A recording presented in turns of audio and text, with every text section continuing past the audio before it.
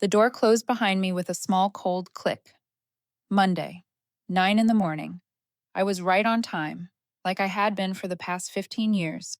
Desert sunlight hit the glass walls, reflecting off the silver plaque that read, SunCorr Transit Authority, building the future safely. I used to believe that line. In my hands was a red notebook filled with drafts for the bridge renewal project. I'd spent 3 weeks preparing for that director of operations role. I even stuck a small note on the first page. Smile, but not too modest. It sounds silly now, but that's how women in engineering survive here. Randall Pierce, the CEO, sat at the head of the table. He didn't look up. No handshake, not even a glance away from his iPad. His voice sounded like someone reading a pre-written script for a firing. You're no longer a cultural fit. No introduction, no good morning, no reason. Just one sharp, empty sentence. I hadn't even sat down yet. The coffee cup on the table was still steaming, the one I bought for Randall on my way in. The lobby receptionist downstairs still called me Miss Alvarez, the calm engineer. He didn't know I was walking into the slaughterhouse this morning. Lila Crane, the face of SunCorr, stood beside Randall, holding a remote. The first slide appeared on the screen. Bridge Renewal Efficiency Framework. Every chart, every layout, all the fonts, I had made them. Even the Helvetica typeface I'd picked so it would stay legible under bright light. Only one thing was different now. The name in the corner said Lila Crane, Senior Operations Strategist. Randall took a sip of coffee from my cup and said in that practiced corporate tone, "We're evolving, Nora. The company needs fresh energy, fresh energy." The phrase hit like a can of Red Bull poured over my head. I didn't move, didn't react. At 45, you learn that shock doesn't need shouting. Silence is louder. I looked around the conference room, the one I had personally measured and redesigned for the safety summit. On the wall, an old poster read, "Safety First." Right under it hung a fire extinguisher that had expired last August. I laughed. Not because I was sad, but because it all fit so perfectly. Maybe they're evolving by skipping fire safety inspections, I thought. Randall frowned, the kind of man who couldn't stand humor at the wrong time. He pulled the iPad closer, voice steady. HR will send the transition package. There's also a severance offer. 6 weeks, I asked softly. And the role? Director of Operations? Lila will take it over. She's dynamic. Dynamic. The word felt as smooth and slippery as a newly painted concrete floor. I remembered how Randall had once bragged to the press about her. She brings charisma to concrete. He must have forgotten that concrete doesn't need charisma, it needs stability. Lila smiled, the kind of smile people wear when they win something they didn't earn. "We'll make you proud, Nora. You'll make me something," I said. "I'm just not sure if it's proud or cautious." Randall gave a fake laugh, one that had been rehearsed in front of a mirror. "Let's stay professional. Always," I said. "You know I never miss a checklist." No one realized I was reminding myself. Don't miss anything. I gathered my notebook, slower than usual. When I reached the door, Randall added, "We'll need your access revoked by noon." I turned back and smiled. "That's fast. Last time you approved a safety design, it took 3 weeks." No response. I stepped into the hallway, the white light burning my eyes. Outside, the PR team was filming a short video for Safety Week. A group of young employees smiled under a banner that read, "Team SunCorr, we build together." I saw Lila fix her hair, then raise 2 fingers in a victory sign. In the corner stood Jake Miller, a young engineer who'd once interned under me. He looked lost. He started toward me, but I shook my head slightly. That was enough. He understood. Good engineers know when silence is smarter. Back at my desk, I opened my laptop to send a thank you for the opportunity email. The screen flashed. Delivery failed. Blocked by admin. I tried again.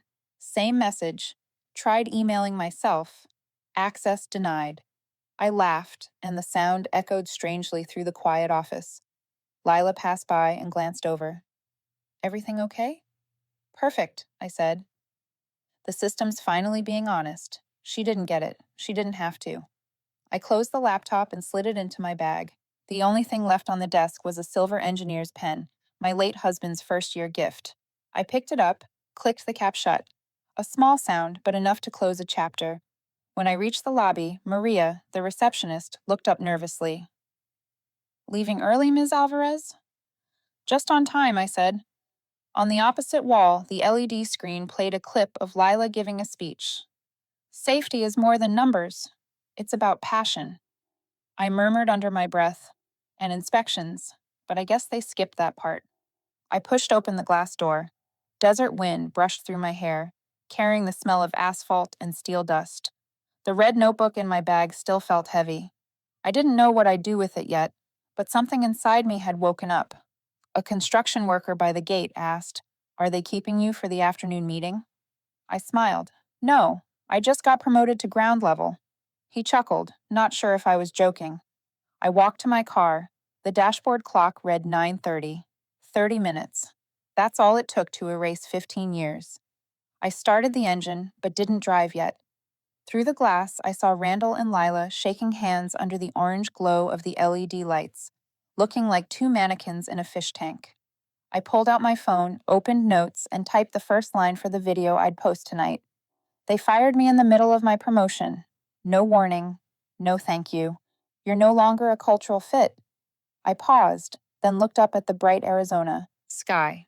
If you've ever been erased for doing the right thing, drop your city in the comments.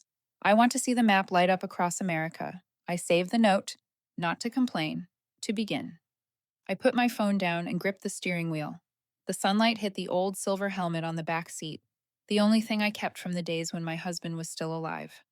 Light glinted off its dented surface, reminding me that value doesn't disappear just because something's been dropped.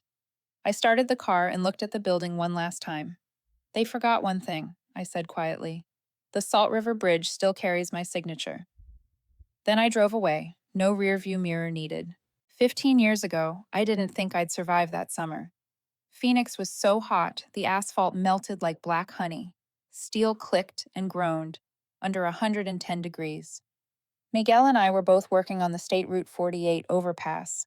He was a field engineer. I handled load inspections. He once joked, if steel could talk, it would ask for a lunch break. I loved him for that, a man who understood materials and people the same way. But that July, the main contractor decided to skip parts of the inspection to meet the state's approval deadline. Miguel objected. They called him rigid. Rigid? In our line of work, that's usually the last word you hear before something breaks. That morning, I was 5 minutes late. A blast tore across the desert. I ran. Dust, smoke, the crash of metal. The scaffolding had collapsed, steel piled over steel. Miguel lay under the wreckage, half his body covered in gray dust. I can't remember if I screamed. I only remember the burnt paint smell and the sharp ping of bolts hitting the ground. A sound I still hate to this day. St. Luke's Hospital, Phoenix.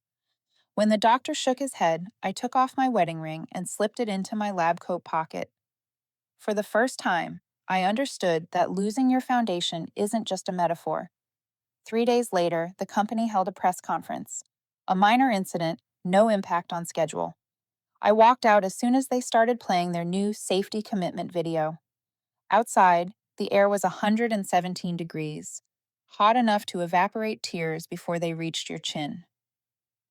In the weeks after, my mother Lucia moved in to help with Sophia, who had just turned 2.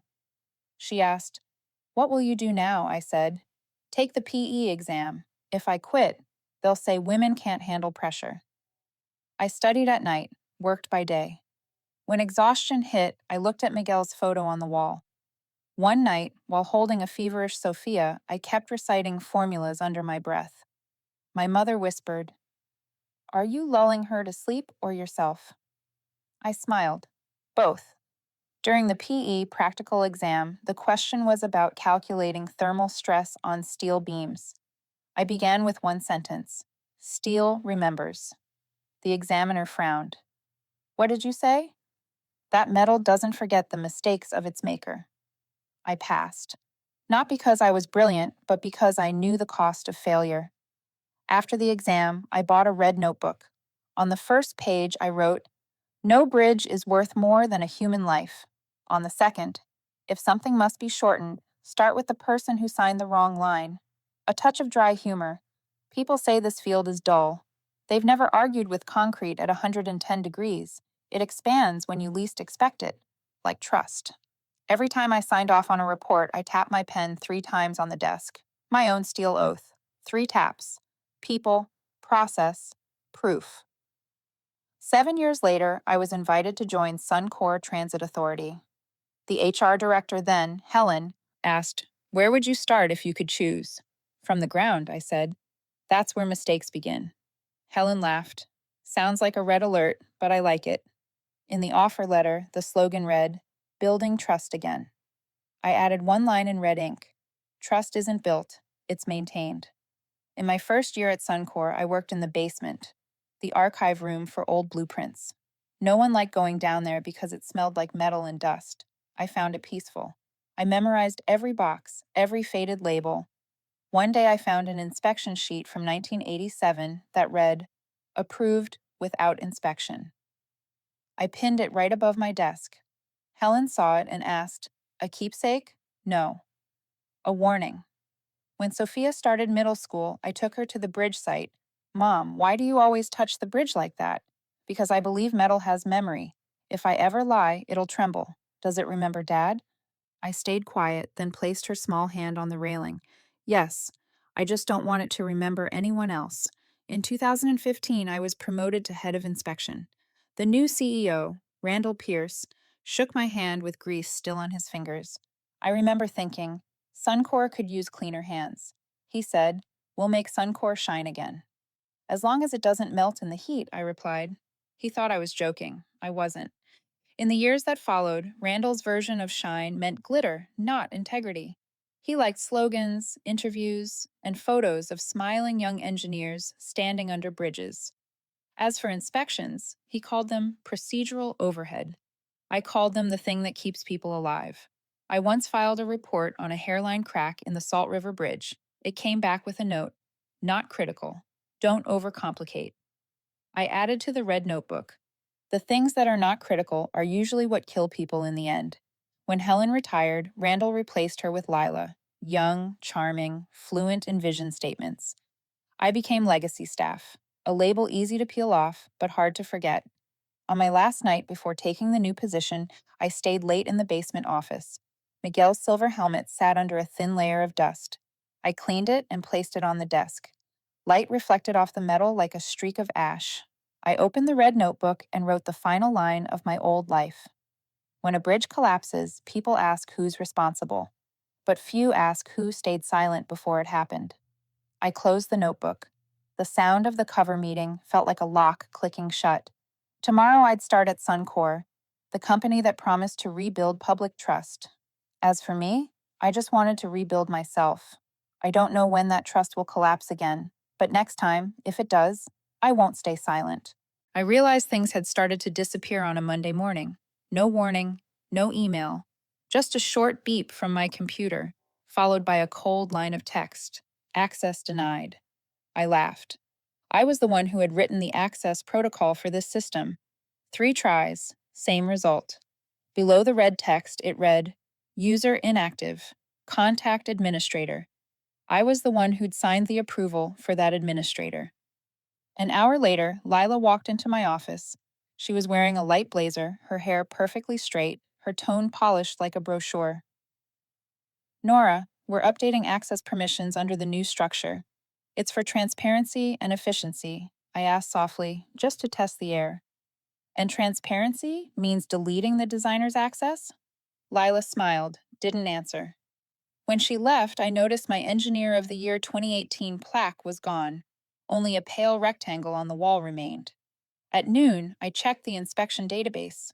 The Salt River Safety Review Report, the one I'd completed last week, had been updated. Author, Lila Crane. My name was gone. Even the original file link now showed view only. I wasn't angry, just hollow, like watching yourself fade from a group photo. In the afternoon, Randall called me up. He stood by the window, holding the coffee I'd bought that morning. On the wall hung a new poster. "Evolving Forward. New Energy, New Vision." Designed by Lila. "We're restructuring access," he said. trying to sound casual. Policy cleanup, that's all, Nora. Nothing personal, I answered. I never thought public safety was a personal matter, Randall. He smiled, sugar sweet and burnt. We need to change the narrative. Younger minds bring energy, you know that. I nodded. Sure, they have energy. I just hope they also know. Randall raised an eyebrow, looked back at his screen. I left and closed the door behind me. Click. A neat, cold sound. Like the period at the end of a sentence you don't need to reread. That night, Jake, the youngest IT engineer, messaged me through the internal channel. Jake, they're changing the route access. Do you want me to save it? Me. Save it. Everything will be needed eventually. He sent back a lock emoji. He knew I wasn't joking. 3 days later, SunCorr launched its new campaign, hashtag Team Safety Week. The LinkedIn video showed Lila standing on site, wind blowing against her, hair flying over a helmet still wrapped in plastic. The caption read, "Leading with passion and precision." I watched it in the break room, coffee cold in my hand. In the final shot, the team of engineers stood facing the wrong way, right beside a Wear Eye protection sign. None wore goggles. I thought, at least they're safe from the sun, thanks to the Instagram filter. That afternoon, I got a meeting invite. All hands meeting. Vision and renewal. My name wasn't on the list. Jake messaged again. "You've been removed from the mailing list," I replied. "That's fine. Let them forget. I'll remember." That night, I pulled out the red notebook and wrote a new line. Legacy doesn't mean obsolete. I tapped my pen 3 times, the old habit, then closed the book. This time, it didn't feel like a vow, it felt like a plan. By Friday morning, my ID card no longer worked on the technical floor. The guard glanced at the badge, then at me, awkwardly. "Sorry, Ms. Rivera, the system hasn't updated the new list yet." I smiled. Systems never update. That's their problem. I took the stairs. On the wall, the employee spotlight board had replaced my photo with Lila's, under the tagline, "New leadership, same commitment." Commitment, I thought. None of that new leadership had ever stood under a bridge in 118 degrees.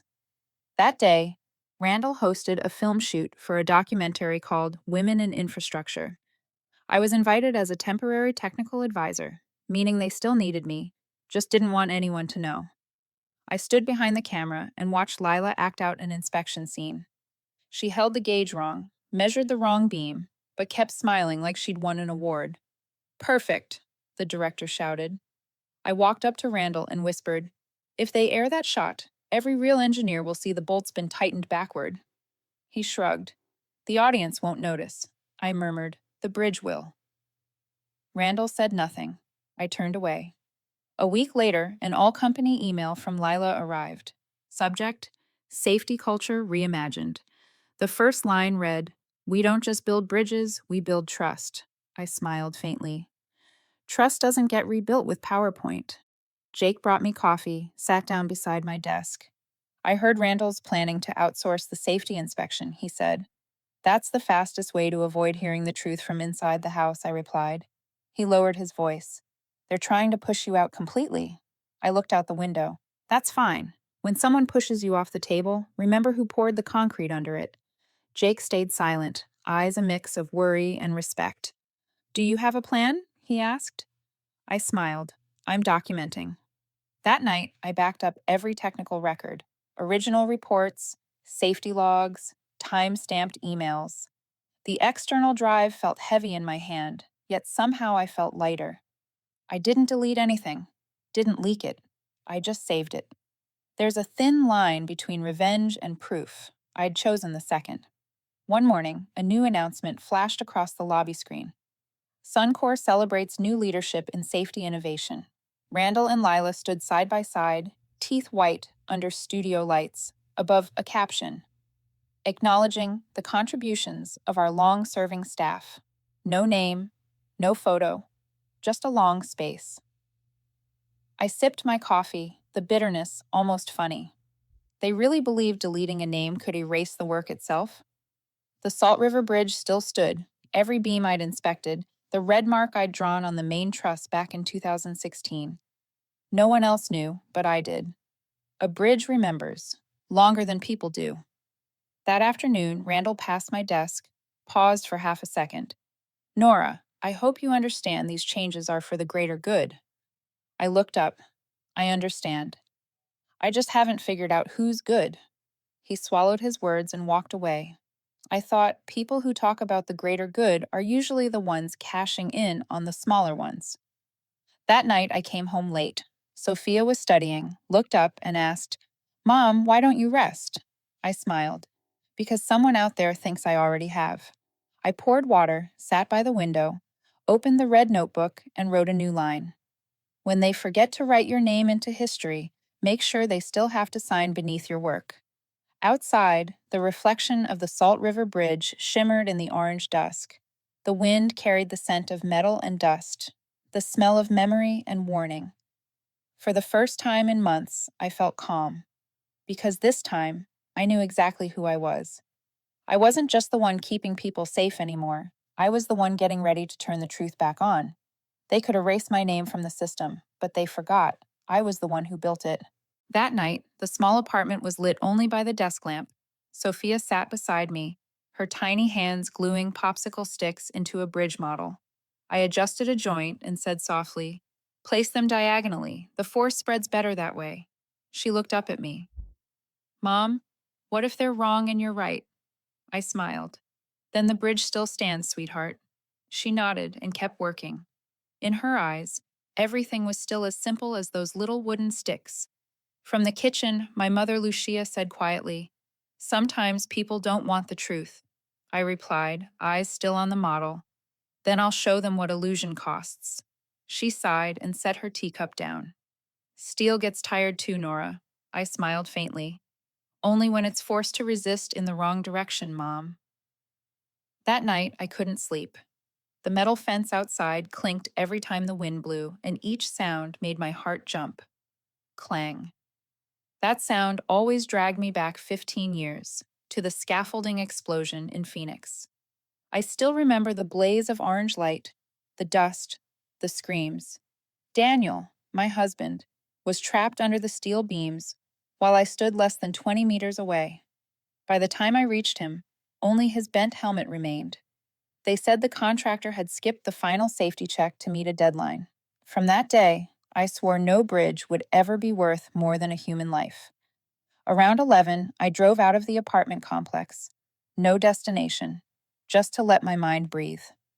The desert night was hazy with dust. The distant lights stretched like electric threads between sky and earth. I turned on the radio, hoping for an old song, but the announcer's voice came through instead.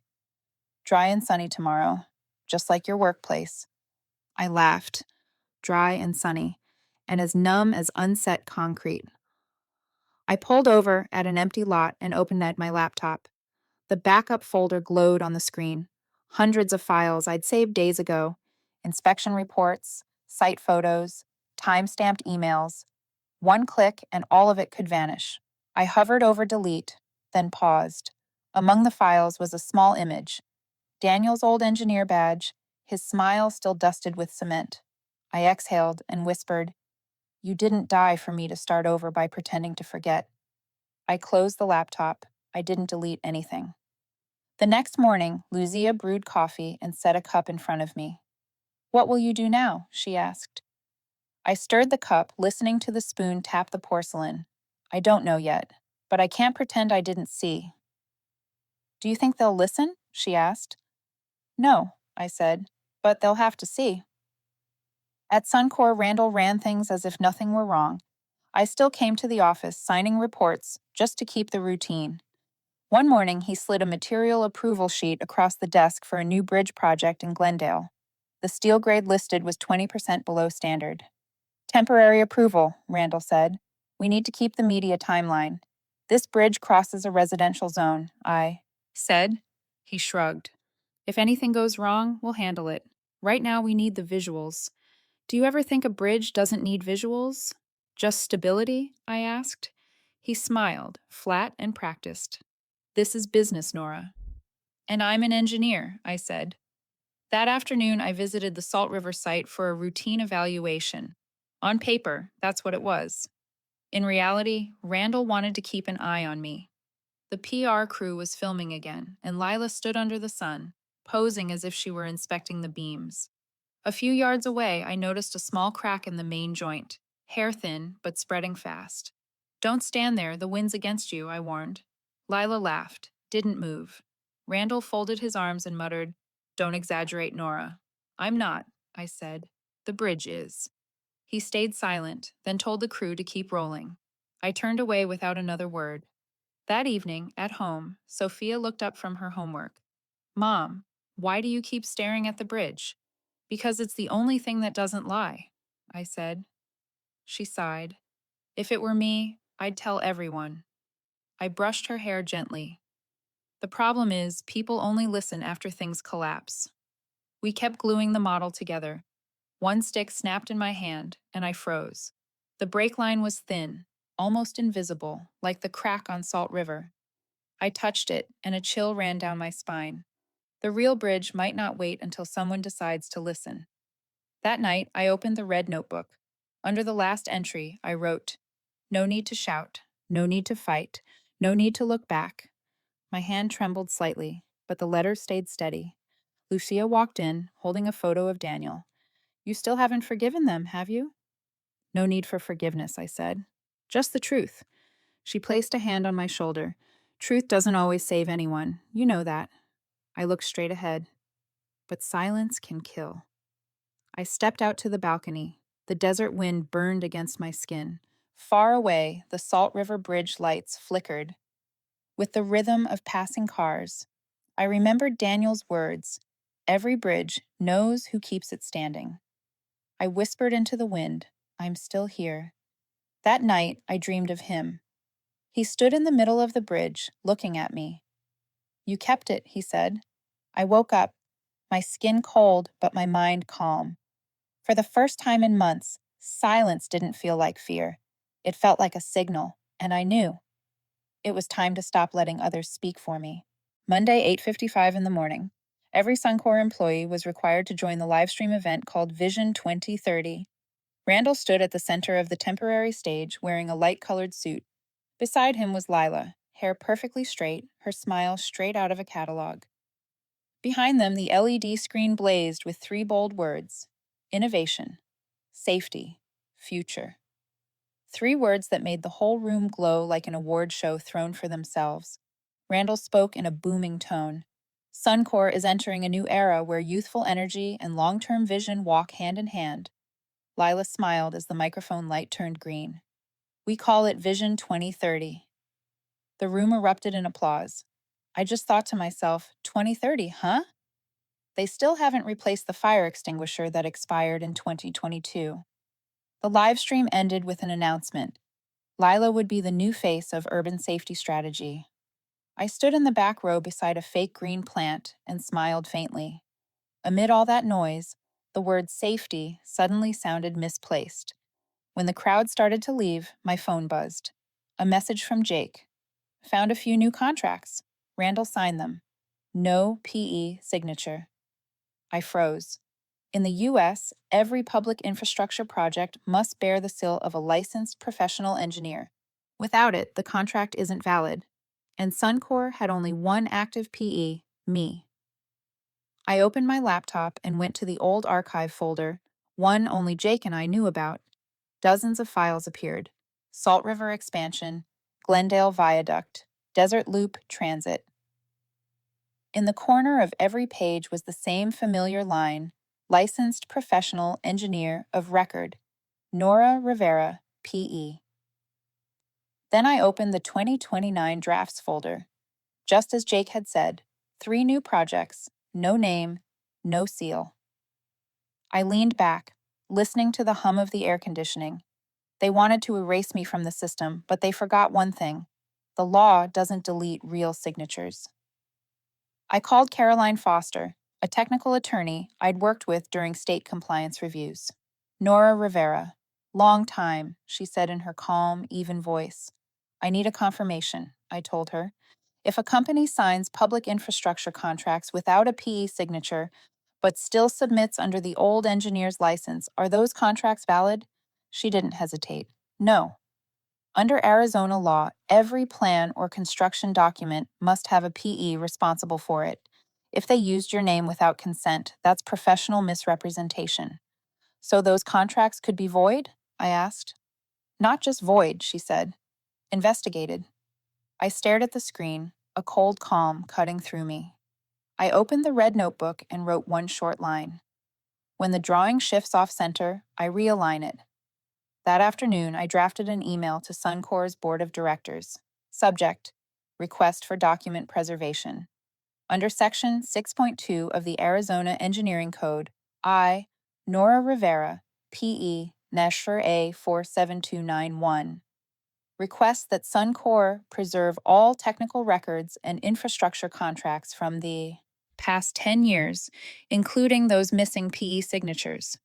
Any modification, deletion, or destruction of these materials may be considered obstruction of a professional investigation. I read it twice. No anger, no challenge, just accuracy. Then I pressed send. Half an hour later, Randall stormed over to my desk, his voice low but tight. What the hell did you just send to the board? An email, I said. You're not authorized to contact them directly. I'm obligated to protect the integrity of my license. You're creating chaos in this company. I shrugged. I'm just bringing some light in. He turned sharply, gestured for Lila to follow. I knew they'd try to recall the message. They forgot that I was the one who built SunCorr's internal archive system. The recall function had a flaw. Instead of retrieving the message, it forwarded the original to the full extended recipients list, including the entire board and both New York investors. The next morning, Jake messaged me. Check your inbox. I opened it. Replies were already flooding in. Thank you, Ms. Rivera. We are requesting Mr. Lang to verify contract validity. If PE signatures are missing, all payments will be suspended pending review. I set down my coffee and looked at the screen. For the first time, SunCorr's IT system just did something ethical, I murmured. An emergency meeting was held that afternoon. Randall tried to stay composed. There's been a misunderstanding internally. A director asked, what kind of misunderstanding lists the exact projects and statutes? Randall stayed silent. Lila sat beside him, eyes fixed on the table. I just sat quietly. Listening was enough. When the meeting ended, Randall blocked the doorway. You're turning this into a lawsuit? No, I said calmly. I'm turning it into a lesson. You're tearing this company apart. If it collapses over a single signature, I said, maybe it was never stable to begin with. That evening, Caroline called back. I reviewed the files. You're still the registered PE for 8 active projects. If they keep signing without you, every one of those contracts can be suspended. I don't want to destroy them, I said. I know, she replied with a quiet laugh. Truth tends to handle that on its own. I opened my laptop again, checking the server logs. A new line appeared. Server activity log. Access from admin account. Randall.l. He was trying to edit metadata in the root folder, erasing signature traces. I didn't intervene. The system automatically logged every change, and by tomorrow, when the board requested the originals, that record would download with the file set. As I packed up, a young employee, Maya, passed my desk. I saw the internal news, she whispered. Thank you. No one's ever said it out loud before. Don't thank me, I said. I'm just realigning the drawing. I left late that night. Most of the lights were already off. Outside the window, the Salt River Bridge shimmered against the dark, its lights flickering like thin gold veins over water. I watched it for a moment and said softly, no need for revenge, just a correction. Then I closed the red notebook and folded it carefully. For the first time in months, my hands didn't tremble. Silence can speak too, as long as you place it in the right spot. That morning, Phoenix heat pressed against the glass, like it was about to crack. I walked into the 12th floor, SunCorr's main conference room, where Randall had called an emergency internal hearing. No one said what it was for, but everyone knew. The glass walls reflected a dozen tense faces, and at the center of the table glowed a projector slide titled in bold, Restoring Trust, Vision, 2030 Update, Comic Sans. I exhaled quietly. If trust could be restored with Comic Sans, the world would have been safe a long time ago. Randall stood at the head of the table, his voice straining for confidence. First, I want to clear up a few recent misunderstandings. Every process here follows safety standards. His hand shook slightly around the clicker. Lila sat beside him, hair perfectly straight, face set like concrete, laptop open as if preparing for a performance. The first slide appeared: load capacity chart for the Salt River Expansion Bridge. I caught a detail immediately. The units read LB/SQ in. Pressure, not load. I tapped my pen 3 times on the table. Randall noticed and tried to ignore it. Lila began. Based on the new model, we've calculated a 12% reduction in static load due to composite materials. Sorry, Lila, I interrupted, my tone even. Your units are wrong. The main truss isn't measured in pounds per square inch. The air in the room shifted. A few people glanced at the screen. A few coughed. Lila smiled stiffly. Must have been a conversion error when exporting. Conversion errors don't appear on their own, I said. They happen when someone copies a table from my report and changes the title. Randall jumped in, voice cracking a little. We're here to discuss strategy, not technical details. Technical details are strategy, I said quietly. Without them, the bridge collapses. I stood, pulling out a folder. Section 12, Clause 3 of the Arizona Engineering Code. All designs or technical decisions that affect public safety must be approved by a licensed engineer. I looked straight at Randall. You signed 3 major projects without approval. He forced a smile. You think I've never dreamed of building something lasting, Nora? I've lived my whole life for that vision. I kept my voice steady. Then maybe it's time to test it against reality. His reflection on the glass bent and warped, like a bridge drawn wrong. At the far end of the table, Mr. Harmon, 68, the man who'd signed SunCorr's very first contract, nodded slowly. I remember you, Nora, he said. You once told me, if you want the public to trust a bridge, make sure you trust the blueprint first. I still trust engineers more than slogans. The room went silent. Randall turned toward him. You don't understand, this is a transition period. Harmon cut him off. No one calls skipping safety checks a transition. At my age, we call it reckless. Lila looked around, clearly searching for backup. No one moved. The air conditioner hummed, blending with the sound of my pen tapping. Randall circled the table, voice tightening. Nora's trying to rewrite her image by discrediting this company. She just doesn't like change. I smiled. You're right. I don't like change, especially the kind that ignores gravity. A few people at the back chuckled softly, not because it was funny, but because the truth had finally been said out loud. Randall's face flushed red. He clicked to the next slide. The screen went dark, then flashed white letters. Access denied. He tried again. Beep. Same message. I smiled. For once, the system chose the right person to trust. A director leaned over and whispered, Locked out? The system needs my signature to open it, I said. Like everything else here. Randall called IT. Jake walked in, hiding a grin. Sorry, Mr. Lang, he said calmly. Your account's been disabled for violating the admin level access policy. Who authorized that? Randall snapped. The board, Jake said, at legal's request. The air grew heavy. Randall stepped back. What are you people doing? I'm the CEO. Harmon set his pen down. You were, until we confirm who actually holds the engineering license. Randall drew a sharp breath. If this is how you want to play it, it's not how I want, I said. It's how the law works. Lila stood, her voice trembling. Randall, stop. The more you talk, the worse it gets. He spun toward her. Shut up. You're the one responsible for the technical side. I answered for her. She can't be. The license still carries my name, and you know that.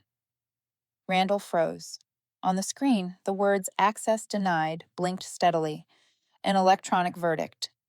I looked around the table. I'm not here to bring the bridge down. I'm here to make sure it doesn't fall. Someone at the far end murmured, That should be written above the lobby doors. Randall slumped into his chair. Harmon rose and looked at me. Ms. Rivera, next steps? I'll reinspect every safety system, I said, before anyone gets hurt. I don't want my license appearing on the evening news. The clock ticked slowly, each beat heavy. No applause, no words, just Randall sitting motionless, eyes vacant. I walked out. The hallway wind carried the smell of metal and printer ink. At the door, I paused and turned back. Randall, if you want your access restored, try entering the right password next time. He looked up. I added ethics. Lowercase, no caps. The door closed behind me with a clean click, an echo of the day he'd fired me. But this time, that sound wasn't an ending. It was the start of an audit, and of a new order where truth doesn't need a microphone to be heard. 3 weeks after the so-called private hearing, the industry's tone began to shift. No press releases, no triumphant interviews, just a quiet update on the Arizona Board of Engineers website. The Salt River Expansion Project has been reinstated under the direct supervision of PE Nora Rivera. No one said it aloud, but everyone knew.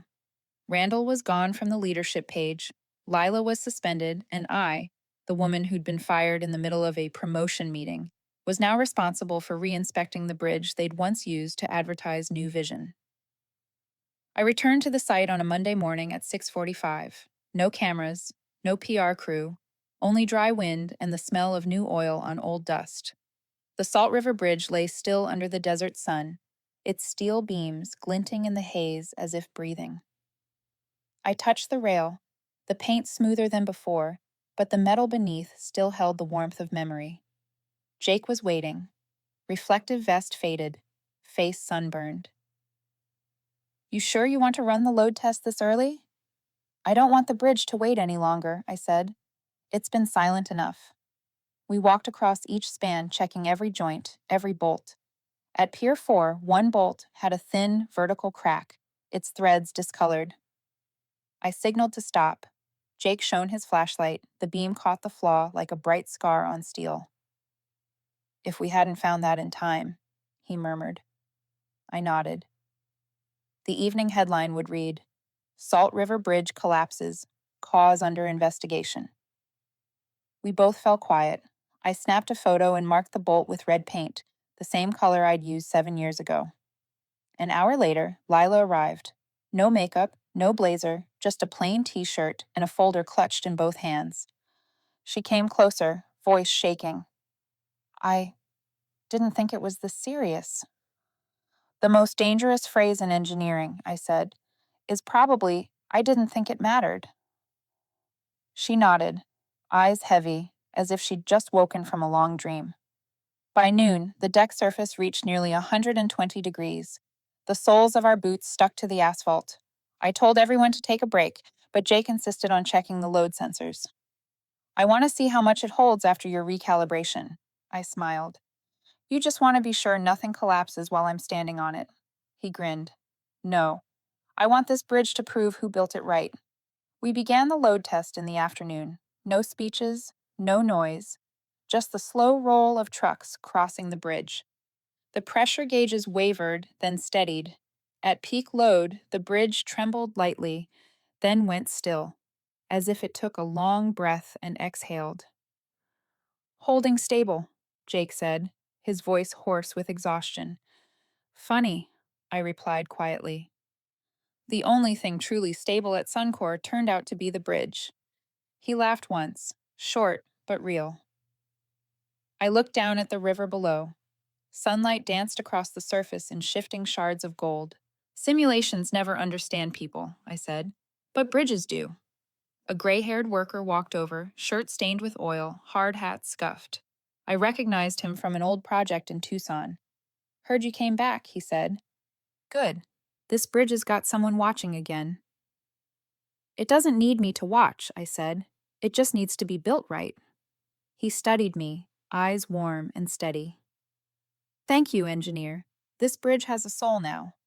I shook my head. Not a soul, a conscience. By late afternoon, sunlight slid across the river, glinting off the newly replaced beams. I thought of my husband, the one who'd told me, if a bridge ever fails, stand there and find out why. Today I stood there, not to prove anyone wrong, but to make sure no one else would die because someone looked away. Lila approached and handed me a folder. I signed the technical violation report. Good, I said. Not to assign blame, just to clear the ground. She nodded, voice low. They taught me how to present. You taught me how to practice. The first gets you applause, I said. The second keeps people alive. A horn sounded in the distance, the road reopening. Cars rolled slowly across, headlights glinting on the steel. The bridge stood silent, as if finally forgiven. When the sun dipped low, I took off my gloves and sat on the guardrail. The desert wind swept past, carrying heat, oil, and the smell of fresh paint over old dust. Jake came over with a water bottle. If Randall could see this, he'd lose his mind. I gave a dry laugh. Maybe, but at least this time he doesn't have the password. I opened the red notebook and flipped to the last page. The old lines trembled in the wind. No need to shout, no need to fight, no need to look back. I added one more, neat and simple. As long as the bridge stands and the people are real. I looked down at the river, the sunset bleeding red like molten metal. The water moved slowly, reflecting the straightened beams above. The Salt River Bridge was no longer just steel and concrete. It was a testament to one principle. Justice doesn't need a microphone to be heard. It only needs to stand quietly while people pass across. On the drive home, I glanced at the bridge in the rearview mirror. Evening light brushed the steel like a small salute. No banners, no grand reopening, just silence. The kind that tells you, finally, everything is back where it belongs. 6 months later, Phoenix had changed color. The heat was still merciless, but the air felt cleaner. No more dust from half-finished projects, no alarms blaring about failed material checks at dawn. The Salt River Bridge was fully reopened. No banners, no fireworks, just a quiet line of people standing by the rail, watching the first cars roll across. The papers wrote one simple headline: "The quiet engineer who saved the city millions." I read that line over my morning coffee. The paper was black and white, no photos, no quotes. I folded it and set it by the window. There was nothing to boast about, and nothing to hide. I had only done what should have been done in the first place. Randall resigned right after the investigation report came out. The official reason read, "Strategic misalignment." In plain English, caught signing without a license. I heard he was working on a book called Leadership in Times of Crisis, but the manuscript was rejected, ironically, for lacking proper authorization. Lila was reassigned to a nonprofit that taught safety communication. No bridges, just PowerPoint slides. I was told she now starts every lecture with the line, "Safety is the story you tell correctly." Maybe, finally, she understands what it really means. As for me, the woman whose emails were blocked, whose photo was deleted, whose access was revoked, I was asked to return to SunCorr as Director of Integrity and Safety. They said they wanted to begin an era of transparency. I agreed, but under two conditions. First, all technical data and inspection results must be made public on a regular schedule, not just for shareholders, but for everyone who drives across those bridges. I said plainly, if people cross a bridge every day without knowing what it can hold, we don't deserve to call ourselves engineers. The room fell silent. A few nodded. Second, I wanted to establish a scholarship fund, the Rivera Grant, for engineering students once marked poor in presentation, but exceptional in practical skill, because I had been one of them. The announcement ceremony was held in a small conference room.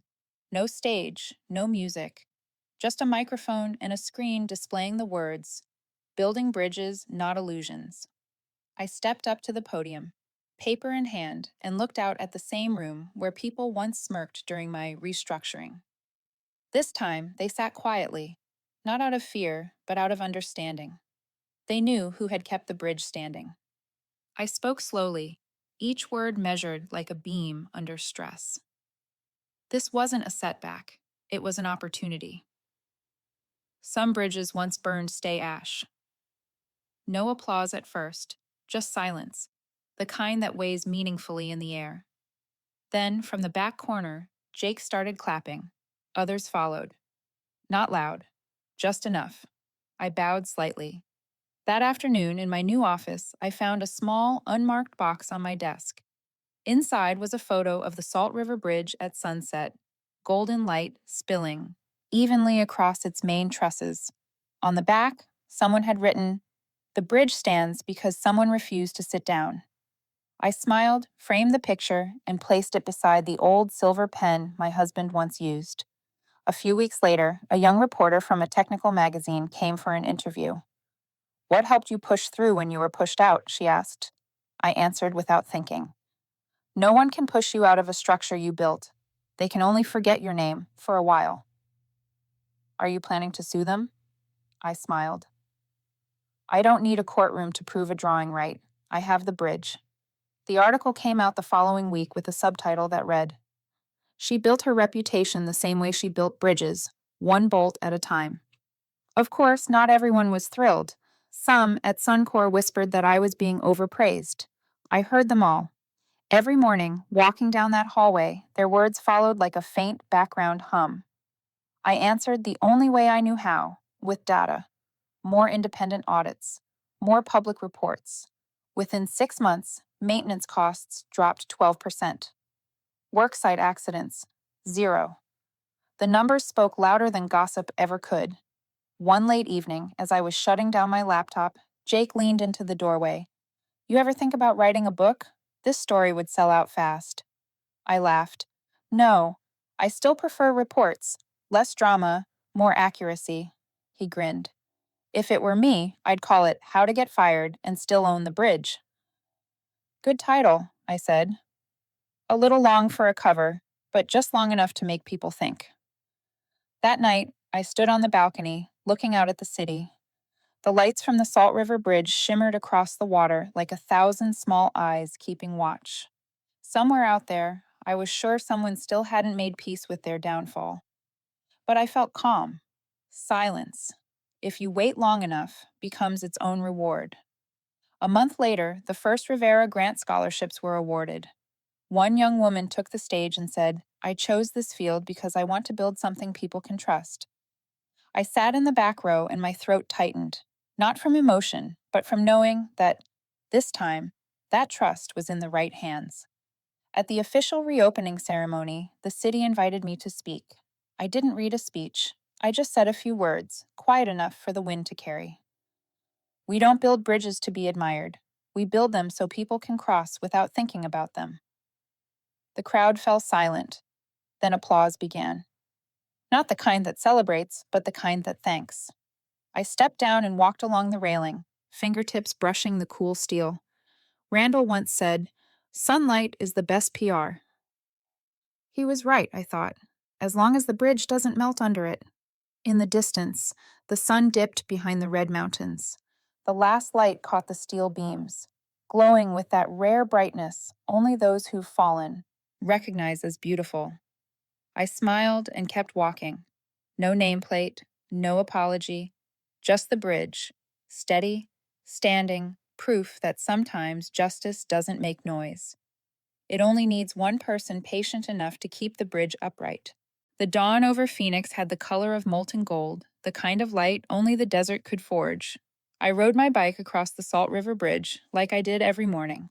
No horns, no construction noise, just the chain grinding in rhythm and the wind carrying the scent of steel and water. The old silver helmet still rested on my head, the one that had followed me through 20 projects, stained with red paint from Pier 4, once dismissed as a relic of the past. Now it was simply a layer of memory. I stopped halfway across the bridge and looked down. The river caught the first light of day, spreading like a ribbon of liquid mercury. Beneath the deck, every beam had been inspected, every bolt tightened. The bridge trembled slightly in the wind, not from weakness, but from breath. I pulled out the red notebook that had followed me since the day I lost him, since the nights I stayed up studying for the PE exam, since the morning I was fired. The pages had yellowed, the ink had bled in places. I wrote one last line beneath the old ones. No need to shout, no need to fight, no need to look back. 3 taps of the pen, precise as a bridge test. I closed the notebook and laid my hand on the cover. The rough texture of paper, the faint smell of ink, all of it brought back the drawings, the erased names, and the moment I decided to stop being silent, but not to scream. From a distance, someone called out, "Jake." wearing a bright new helmet, vest shining in the morning sun, was running toward me, out of breath. He lifted something in his hand. "You forgot this." I looked, then laughed. A brand new white helmet, the SunCorr logo still unpeeled. "You should probably upgrade," he said. "That old one's a little vintage." I took off the silver helmet and turned it in my hands. Tiny scratches etched across its surface like history carved in metal. "No," I said softly. "You keep it. Make sure no one else wears it wrong." He smiled and nodded, understanding without a word. I started pedaling again, tires humming against the polished bridge. Somewhere nearby, a construction truck's radio was playing. "Bridge restored by integrity. The structure rebuilt by the courage and conscience of one engineer." I smiled. No name, no photo, just the truth. At the center of the bridge, I stopped once more. Below me, traffic moved steadily. Above, sunlight streamed through the railings like silver threads. I thought of him, the one who said every bridge is a promise between people and gravity. I had kept that promise, even when it cost me everything. Now everything was still. Randall was gone. Lila had found her new beginning. Jake was growing into his own, and I was no longer the woman locked out of the system. I was the one who rewrote how that system worked, a system that listens instead of erases. I stopped my bike, slipped off my gloves, and let the wind pass through my fingers. The sun climbed higher, stretching my shadow long across the bridge. I didn't feel small anymore, just calm, the kind that doesn't come from winning, but from knowing you never betrayed your own principles.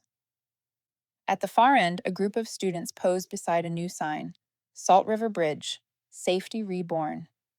One girl raised her phone and asked Jake, "Who designed this bridge?" Jake smiled. "Someone who doesn't like to tell stories, but left one everyone knows." I laughed quietly when I heard that. As I left the bridge, I turned back. Sunlight glinted off the railing and flashed against the silver helmet I'd just passed on. In that moment, I realized some things we keep only by letting go. I pulled out my phone, opened the US map. My finger scrolled past hundreds of tiny dots, the viewers from all those cities before: Ohio, Arizona, Maine, New Mexico, people who had once been erased from their own work, left out of meetings, told you're no longer a fit. They were everywhere. And all of them, like me, had chosen silence the right way. Not silence to endure, but silence to prove. I smiled, opened the camera, and spoke to the audience, in a calm voice that felt like I was talking to myself. If you've ever been erased from your own work, write the name of your city below. I want to see the map stretch across America for everyone who chose ethics over noise. I paused, looked straight into the lens. And if you don't want to miss these high-class revenge stories, where results and conscience do the talking, hit subscribe. 93% of you haven't yet, but maybe you're in the percent that knows silence can be powerful. I closed the phone and pedaled slowly across the rest of the bridge. Sunlight bounced off the steel, casting silver across my jacket. At the end of the span, a sudden gust rose, carrying the sound of the river, the whisper of metal, like a blessing. I turned back one last time. The bridge stands. So do I.